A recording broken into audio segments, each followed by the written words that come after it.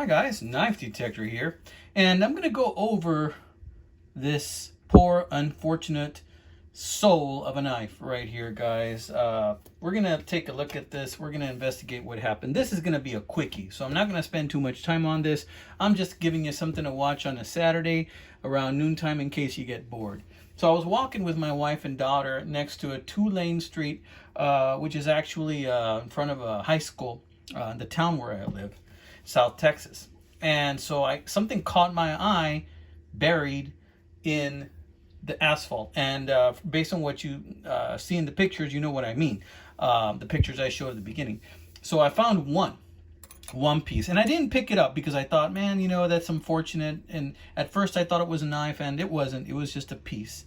It was this piece right here, as you can see, was buried. Here you can see that this bad boy has been run over several times. You see those dents? They come from being run over backwards and then flipped and run over forwards. And this thing was just totally wrecked. You see some gashes right there in the aluminum. Here's a real deep gash right there. Look at that. You see that? That to me is a sign of blunt force trauma, my friends, with a jagged edge. So I'm going to tell you what I think happened in a little bit. So I left it there. The following day we went walking again.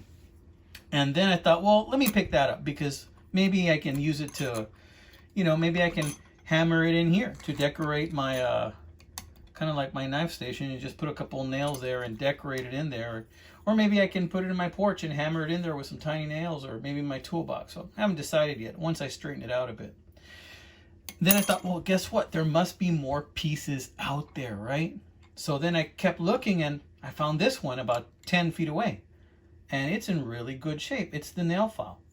And then I'm starting to put together in my mind what type of knife this was, right? Aside from a Victorinox, which kind it was.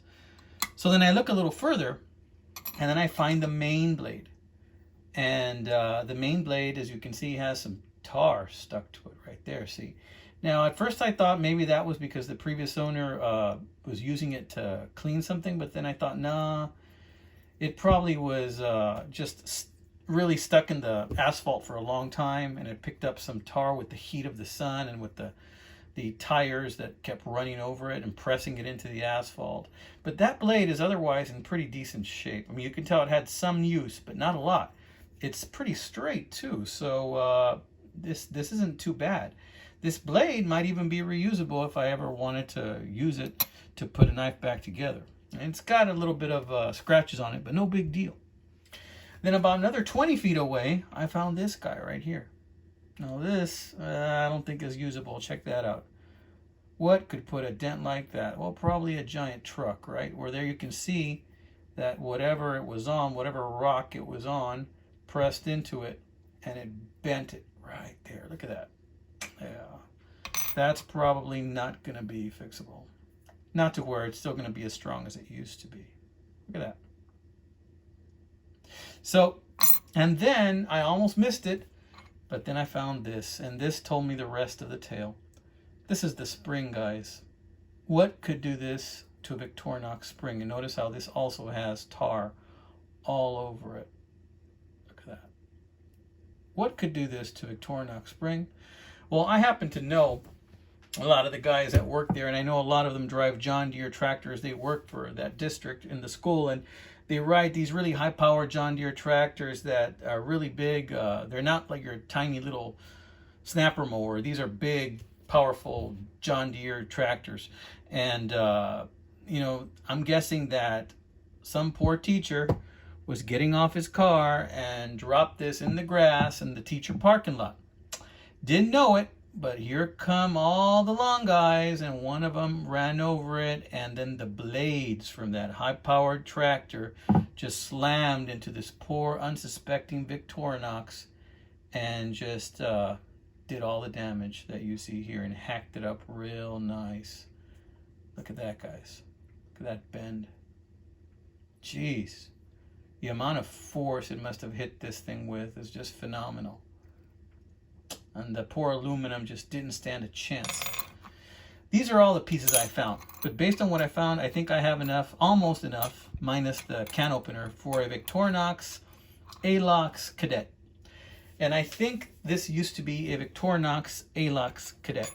I think that's what it used to be. Now it's just a few random pieces. So rest in pieces, my friend.